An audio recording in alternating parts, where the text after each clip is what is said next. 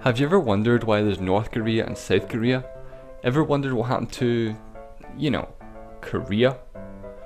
Like most geopolitical changes in the world, the division of Korea was the result of war. The Korean War took place from 1950 to 1953, but it wasn't really the Korean War that split the country. The Korean War just made the split more permanent, but it was already split. We need to look not only at the Korean War, but look at the bigger picture. The split had more to do with the Cold War. The Cold War was interesting in that it wasn't so much a war in the traditional sense. The Cold War was effectively a war of wars. The Cold War was primarily between the United States and the Soviet Union, but in a more broad sense it was effectively an ideological war between capitalism and communism. The US and the USSR never actually fought each other in direct battle, but instead fought each other indirectly through proxy wars. One example would be the Vietnam War. The United States, who were helping South Vietnam, were at war with communist North Vietnam, while the Soviets provided them with tanks, aircrafts and weapons, as well as billions of dollars in funding. Another example would be the Soviet war in Afghanistan. The Soviets fought with the communist Afghan government, while the United States gave $3 billion and funded to the Mujahideen to fight in the civil war. However, this turned out to be a horrible decision for the US, as one of the leaders of the Mujahideen turned out to be one Osama bin Laden, who later went on to form Al-Qaeda, who later went on to declare war on the United States. So in a roundabout way, the US effectively funded terrorism against themselves. But back to Korea. The Korean War is effectively another one of these proxy wars as part of the Cold War. But the split Korea happened even before the Cold War. The country was actually split at the end of World War II. If you've seen my first video, I talked about how Japan surrendered in World War II and had to give up land that they had acquired via force by signing the Potsdam Declaration, which included Taiwan. As well as Taiwan though, Japan also had control of the entire Korean peninsula, which the Japanese Empire had annexed in 1910 from the Korean Empire. The Japanese ruled Korea for 35 years before their surrender. But this is different from the situation with Taiwan. Taiwan's an island which made up a tiny amount of the Republic of China's land, so it's simply a case of handing sovereignty over to China. But with Korea, Japan took all of their land, so the Korean Empire had effectively been wiped off the map. Therefore, by order of the United Nations, Korea was to be temporarily split at the 38th parallel. The Soviet Union were to control the north while the United States controlled the south, with a plan to unite the country in time. It's important to note that at this point the US and the USSR were allies at this time, although they didn't exactly trust each other. The United Nations scheduled elections in both parts of Korea. They were to be fair and democratic. In the south, Syngman Rhee was elected and the Republic of Korea was established, taking control over from the US military. However, in the north, the Soviet Union refused to hold free elections and a communist state was established with Kim Il-sung as the leader of the country, grandfather of the current North Korean leader Kim Jong-un. By 1949, all US and Soviet forces had withdrawn from Korea. The Soviets and Communist China had significantly armed the North Koreans with weapons and funding.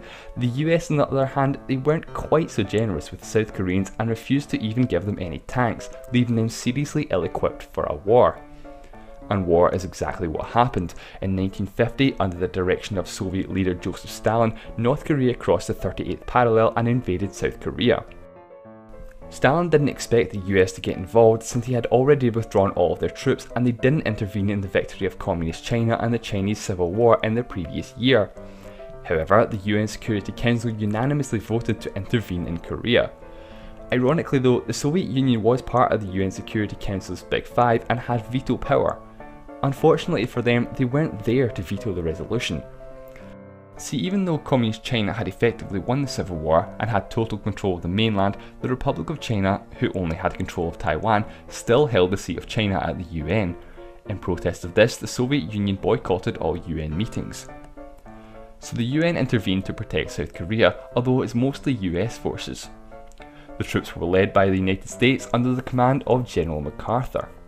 Stalin promised to help North Korea as much as possible, however he insisted that Soviet forces would not engage in combat with US forces. But why is this, you might wonder? I mean, why engage in all these proxy wars and indirect fighting? Why don't the United States and Soviet Union just fight each other directly? Well, the answer to that can be summed up in 3 words: mutually assured destruction. See, at the time, the US and the USSR were considered the two superpowers of the world, and the consequences of both superpowers at all-out war with each other would have had catastrophic repercussions. As well as being superpowers, they were also both nuclear weapon states. See, in the early 40s, the US, with the help of the UK and Canada, worked on the Manhattan Project, which is basically codename for developing an atomic bomb. It's a slightly more conspicuous name. In 1945, the US showed the sheer destructive power of these weapons when they dropped atomic bombs on the Japanese cities of Hiroshima and Nagasaki. After seeing this, the Soviet Union significantly increased their own research into nuclear weapons, and in 1949 they successfully tested their own atomic bomb. So war between the United States and the Soviet Union would have inevitably ended in World War III, and for the first time, nuclear war. This wouldn't have just been bad for the US and Russia, but absolutely, literally, everyone, and could have quite easily led to the end of human civilization. But thankfully that didn't happen. Joseph Stalin was fully aware of the potential consequences of engaging in combat with US forces. Say what you want about Joseph Stalin, but at least he was smart enough not to go to war with the US. Credit where credit's due, that's all I'm saying. By September 1950, North Korea had South Korea cornered in the Pusan perimeter and a communist victory looked imminent. The North Koreans had to send supplies to their soldiers on the front line, which General MacArthur thought he could exploit. Instead of trying to break through with ground forces, the US used their navy to flank the North Koreans. They took back control of the city of Seoul and managed to disrupt the North Korean supply line. Within just a few months, things had completely changed and it now looked like South Korea was on the verge of victory. However, at this point, China, who had thus far not been involved, marched their troops across the border and pushed the UN forces back to the 38th parallel. Control of the peninsula fluctuated for a while around the 38th parallel.